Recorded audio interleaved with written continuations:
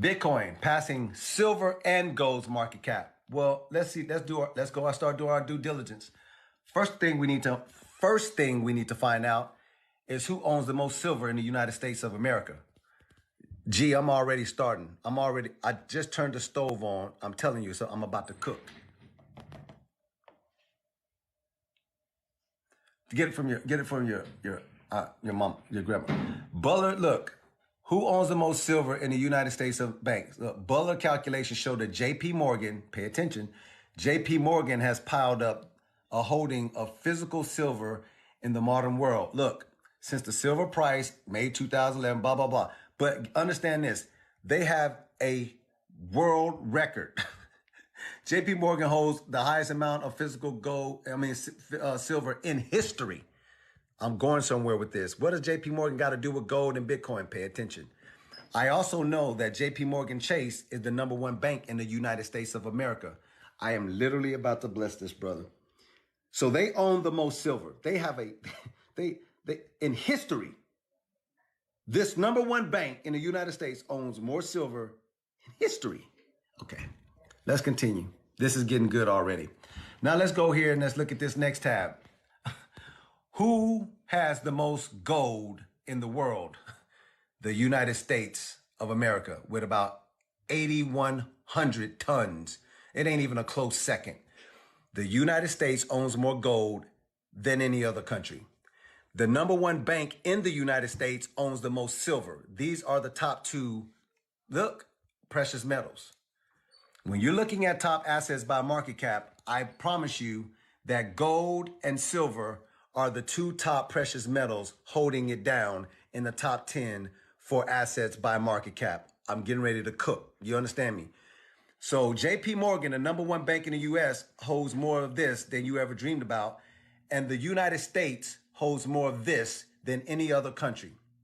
Is that true? Yes. Okay. The characteristics of money. Here's what most people don't understand. Money is not this. See, you've been calling it money all your life and stuff like this. This is not money. This is currency. This is fiat currency, to be exact. Yeah, see, there's only ever been one real money in the United States of America and worldwide. Can you please explain to me what it is? Is it the US dollar? Is the Russian ruble? Is it? Those are all currencies. Gold is the only ever real money that has ever existed. And gold is not man-made. Gold is created by God. No, it's not. There's monks and stuff like that in the mountains with sitting Indian style with rivers and streams and, the minerals come together. No. I have a Science Merit Award from 1987. Gold is created by exploding stars. You know them as suns. Yeah. It takes the sun or an exploding star. That's what creates gold. That has rained down on the earth. And that's why they have to mine it out. It's been embedded in the earth and they have to mine it. The largest mining companies in the world can only mine 3% of gold out of the earth's core. But that comes from exploding stars. It does not come from minerals coming together and it's not man-made. It's God-made. Go look that up because I'm cooking. So that is the only real money that has ever existed. And it's not just because God created it. It's because of the characteristics of money. I'm not talking about fiat currency. Everything else that's not gold is fiat currency. You understand that, right? It's two different things. Now, here's your characteristics of money. #1, the reason that this is money, they like to say the gold standard or worth its weight in gold with almost a $13 trillion market cap. This has been around for over 5,000 years. That's what they've discovered on the earth, over 5,000 years. The characteristics of money, here's why. Look, it's durable. It has to have all 5 of these. I'm schooling somebody. Durable, does not deteriorate when handled often. Let me move it over here so you can see it. Gold is durable, does not deteriorate when handled often. Let me help you out. So, because I keep something on my desk just for, sometimes you just remind yourself. You just like to remind yourself of what type of wealth and stuff like that. So I like to keep physical gold in my desk sometimes. Just keep it here. So this is physical gold right here. All right, let's go continue. You see, I handle this. It doesn't deteriorate. It's not like a dollar that you throw in a strip club and stuff like that, right? So it's very durable. So check mark on that one. Let's continue. You'll see. Wait till I get to Bitcoin. You'll see. Portability, easily transferred from one person to another. Well, that's probably simple. I mean, look at this gold. I mean, I could take this piece of gold and I could just hand it to you, and you can hold it in your wallet. Ladies can hold it in their purses, their clutches, and stuff like that. You could transport it around. It's easily transferred from one person to another. Okay, thumbs up, check mark. Divisible, easily split into smaller or larger denominations. Well, I can go on the back of this and I can see that this one right here is 5 grams. Okay, so you can split gold into grams, ounces, pounds, right? Metric tons and all of that stuff. So yeah, it's divisible, easily split into smaller or larger denominations, grams, ounces, pounds, all got it. Check mark. Characteristics of money. Uniformity, uniformed in the terms of what it can buy. Gold is worth its weight in gold anywhere in the world. I promise you. It's not like fiat currency. See, depending on where country you're in, this may be worth more or less, depending on what country. If you are in Qatar, you know what I'm saying? The US dollar is not as much as the Qatar, right? But the US dollar is more than the British pound. Or go look it up. So this is worth its weight in gold everywhere. That's why they call it the gold standard, or worth its weight in gold. It is uniformed in the terms of what it can buy in any country, and it is not predicated to your actual currency or your fiat currency in your country. Uniformed. I got it, Calvin. Check mark. Thank you so much. Characteristics of money. Limited supply. Money loses value whenever there's too much. Scarcity equals value. I just told you, they can only mine 3% of gold out of the Earth's core per year. It is extremely limited. These are your 5 characteristics of real money.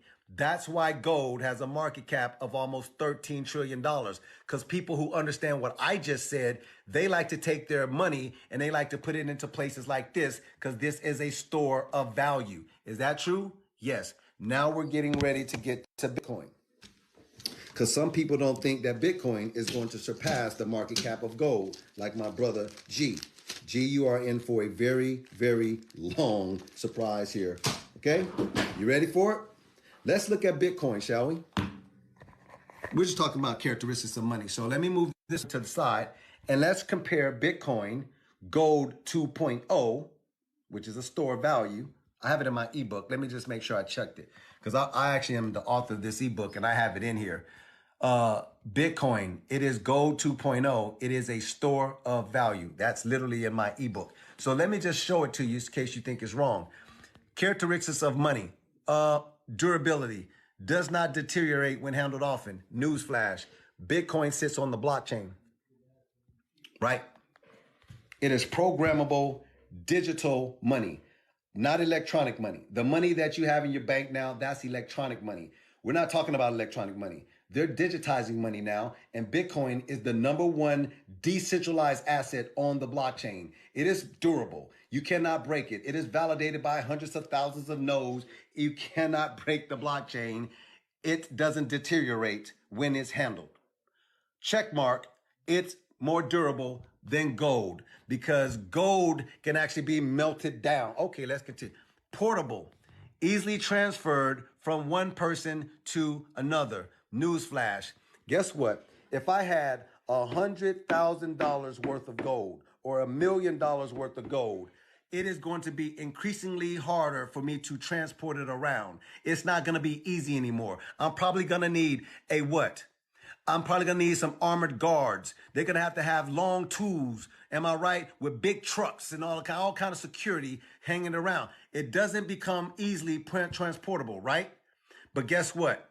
How can I transport Bitcoin? If I had $1 million of Bitcoin, can I move it on this? Yes. Do I need a security guard to do that? No. Can I move $1 million worth of Bitcoin on a cell phone? Yes. Can I do it on this or this? Absolutely. Do I need any armed guards to do so? No. Bitcoin is more portable than physical gold. Check mark. Do you understand where I'm going? Don't worry. I'm going to tie it all in for you. You probably see it already. Divisibility, easily split into smaller or larger denominations. Well, let's make that correlation again. If I had $1 million worth of gold and I wanted to distribute it to everybody on this live, well, we have a problem now. I'm going to have to ask somebody, who's a goldsmith? Who can melt the gold down? Because we're going to need some ounces and we're going to need some pounds and we're going to need some grams. And we got to figure out who's going to get grams, who's going to get, you're going to need somebody who has a trade of melting stuff down like gold, right? Does it become hard, right? Yeah. Okay. What can you do with Bitcoin though? Well, let me just go here and see something here. I can click on Bitcoin here. Guess what I can do? I can buy $1 worth of Bitcoin, $10. I can buy $100. I can buy $1,000. I can buy $10,000. I can buy $100,000 worth of Bitcoin. I can buy $1 million worth of Bitcoin. Ask me, do I need a goldsmith to do that? No, I do not. Ask me, do I need somebody with high income level skills to do it? No. Only thing I need is a cell phone or something like a ledger or something like a computer, and I can devise up as much Bitcoin as I possibly want, down to the Satoshi. That means Bitcoin is more divisible than physical gold. That's three things when it comes to characteristics of money that is beating physical gold. Let's continue with the other two. Uniformity, uniformed in the terms of what it can buy, right? I told you that gold is worth its weight in gold, except if it is what? Well, there's 18 karat gold.